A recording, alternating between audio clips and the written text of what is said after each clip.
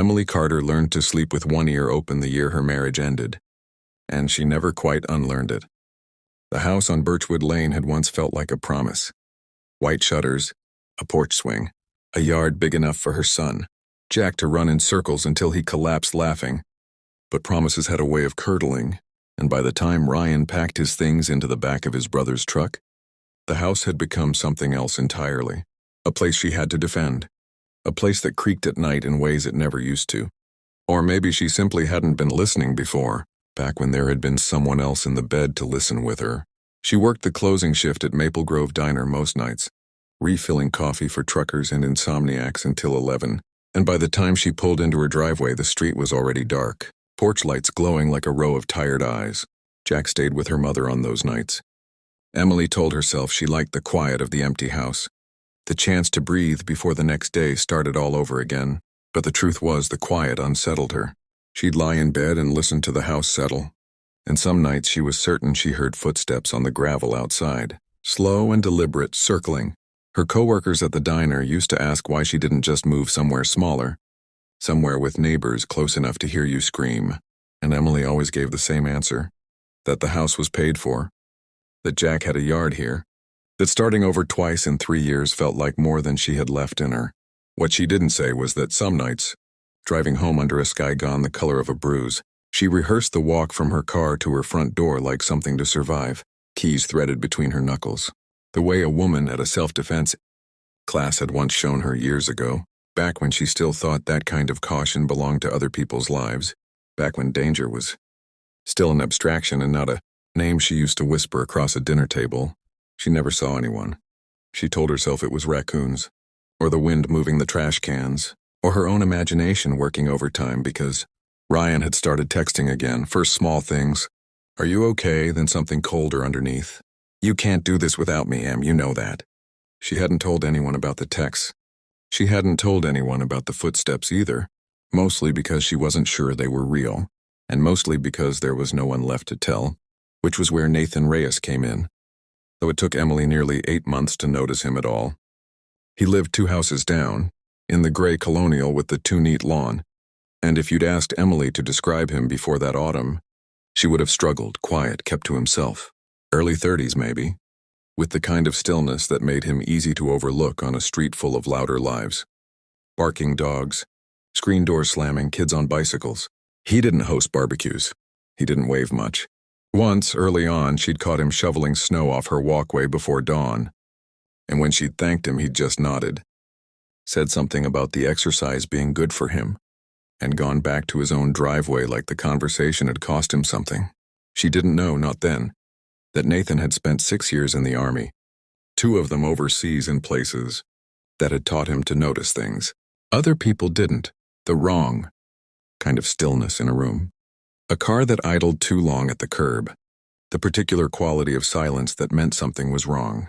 She didn't know that when he'd moved to Birchwood Lane after his discharge, hoping for a version of ordinary life he could finally hold on to, he'd found instead that the habits didn't leave him just because the uniform had.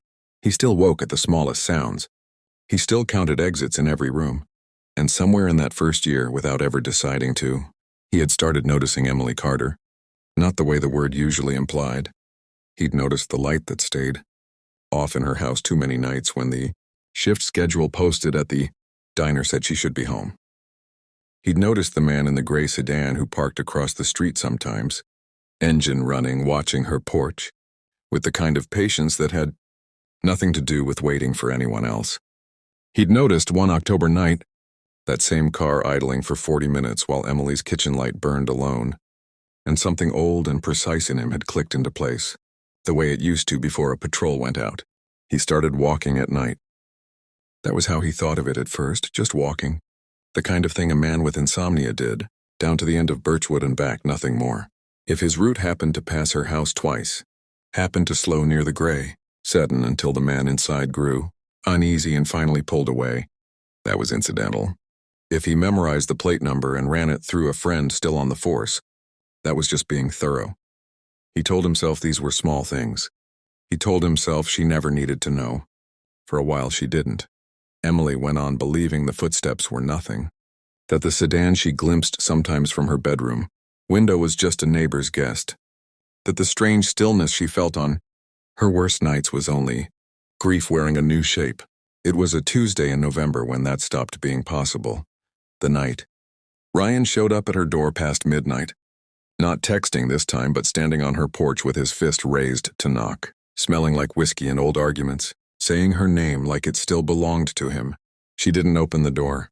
She stood in the dark hallway, with her back against the wall, and her phone gripped so hard her knuckles ached, and she was still deciding whether to call the police or her mother or no one at all when she heard a second voice outside, low and even, cutting through Ryan's slurred insistence like something dropped from a great height. "She asked you to leave." "I'd do that now." She didn't recognize the voice at first. Not through the door, not through the fear. It was only when she finally worked up the courage to look through the side window that she saw him, Nathan, in a plain jacket standing at the bottom of her porch steps with his hands loose at his sides and his whole body arranged in a way that made Ryan, for all his bluster, take a step back. There was no shouting. There was no violence. There was only Nathan's stillness, absolute and immovable, and something in Ryan's face that recognized, on some animal level, that this was not a man to push. Ryan left. Emily watched his taillights disappear down Birchwood Lane, and then she watched Nathan stand there a moment longer, checking the street the way you'd check a room before leaving it, before he turned to go back to his own house without so much as a knock on her door to check if she was all right. She caught him halfway across his own lawn. "Wait," she said, her voice cracking on the word, and he stopped and turned, and looked at her the way he'd apparently been looking at her for months without her ever knowing it, carefully, like something worth protecting. They sat on her porch steps that night, the cold air doing nothing to touch the strange warmth of finally being seen. She asked him how long. He didn't lie to her, which she would later think was the thing that undid her most. Not the walking, not the license plate, but the plain, unadorned honesty of a man, telling her he'd been watching over her for months and had never once expected credit for it. "I know how it sounds," he said, looking at his hands. "Like I was following you. I wasn't trying to be strange about it. I saw the car, and I couldn't unsee it. And I figured if something happened and I hadn't done anything, I wouldn't be able to live with that." She asked why it mattered so much to him, a woman he barely spoke to, and that was when he told her the rest of it, quietly, like a confession he'd never planned on giving, about his younger sister back in Ohio, who'd spent 2 years married to a man who circled her the way Ryan circled Emily, and how Nathan had been overseas the whole time, useless 6,000 miles away, reading her careful, brave emails and not understanding until much later how much fear lived between the lines, about coming home to find she'd left him safe but shaken, and about the particular guilt of a man who protects strangers on foreign streets while his own sister needed him and he wasn't there. "I couldn't fix it for her," he said. "I could see it happening again on this street, and I told myself I wasn't going to just watch this time." Emily didn't say anything for a long moment. Then she reached over without quite deciding to, and put her hand over his, and felt him go still in a different way than before. Not wary, not watching, just present. What grew between them after that didn't rush. Emily wasn't looking to trade one kind of dependence for another, and Nathan, careful as ever, seemed to understand that better than she could have explained it. He came by for coffee sometimes, sat with Jack on the porch steps and taught him how to whittle a stick into something almost resembling a boat, and Emily watched her son laugh, in a way she hadn't heard in over a year, and felt something in her own chest loosen that she hadn't realized was clenched. Nathan never made her feel like she needed saving.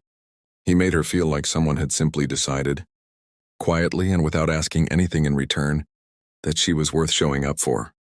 There was a night in late January when Emily finally told him about the years with Ryan, not the highlight reel she gave her mother, the sanitized version where things simply hadn't worked out, but the real shape of it, the slow erosion of a person until she barely recognized her own reflection.